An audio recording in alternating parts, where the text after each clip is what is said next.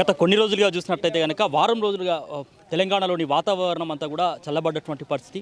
ఈ నేపథ్యంలో అకాల వర్షాలు ఇప్పటికే పలు జిల్లాల్లో కురుస్తున్నటువంటి వేళ ఇక కాళేశ్వరంలో ఏదైతే సరస్వతి పుష్కరాలు అయితే జరుగుతున్నాయి, ఈ వర్షంతో ఇక్కడ మొత్తం ఏదైతే కాళేశ్వరం ప్రాంగణం అంతా కూడా కొద్దిగా బురదమయంగా మారి ఎక్కడికక్కడ వాటర్ నిలిచిపోయినటువంటి పరిస్థితి.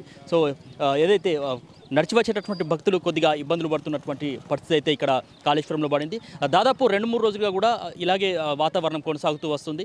ఉదయం పూట కొద్దిగా పొడిగా ఉన్నప్పటికీ కూడా మరి సాయంత్రం పూట సాయంత్రం వేళ వాతావరణం ఒక్కసారిగా మార్పులు అనూహ్యంగా చోటు చేసుకొని మేఘవృతమై ఒకసారిగా వర్షం పడ్డటువంటి పరిస్థితి కనిపించింది.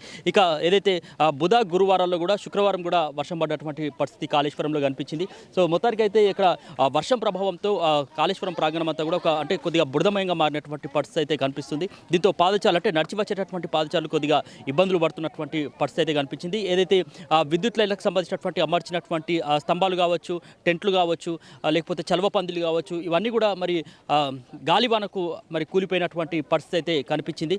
ఇక కొన్ని వెహికల్స్ కూడా ఏదైతే భారీ వాహనాలు అయితే మరి పార్కింగ్ స్థలంలో మరి బురదలో మరి కూరుకుపోయినటువంటి పరిస్థితి కూడా కనిపించింది. అయితే ఎప్పటికప్పుడు యుద్ధ ప్రాతిపాదికన అధికారులు మరి సమన్వయంతో ఎప్పటికప్పుడు ఏదైతే ట్రాఫిక్ని క్రమబద్ధీకరించడంతో పాటు ఏదైతే బురదలో కూరుకుపోయినటువంటి వెహికల్స్ని కూడా బయటికి తీసేటటువంటి చర్యలు చేపడుతున్నారు యుద్ధ ప్రాతిపాదికన. ఇక భక్తులకు సంబంధించి ఎటువంటి ఇబ్బందులు కలగకుండా అయితే కట్టుదిట్టమైనటువంటి చర్యలు అయితే తీసుకుంటున్నటువంటి పరిస్థితి ఇక్కడ కాళేశ్వరంలో ఉంది.